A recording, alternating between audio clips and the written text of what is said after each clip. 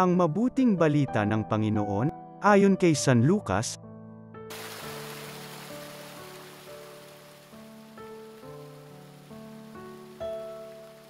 Noong panahong iyon, pinag-uusapan ng ilang tao ang templo, ang kahangahangang mga bato na ginamit dito at ang mga palamuti nito na inihandog ng mga tao.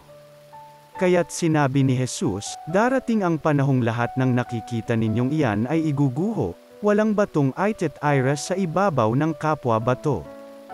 Tinanong nila si Jesus, Guro, kailan po ito mangyayari? At ano ang magiging palatandaan na ito'y magaganap na? Sumagot siya, mag-ingat kayo at nang hindi mailigaw ni Newman. Sapagkat marami ang darating sa aking pangalan na magsasabi, Ako ang Mesiyas, at dumating na ang panahon. Huwag kayong susunod sa kanila. Huwag kayong mabagabag kung makabalita kayo ng mga digmaan at mga himagsikan.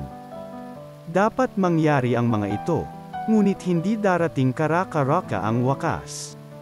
At sinabi pa niya, makikipagdigma ang bansa laban sa kapwa bansa at ang kaharian sa kapwa kaharian. Magkakaroon ng malalakas na lindol, magkakagutom at magkakasalot sa iba't ibang dako.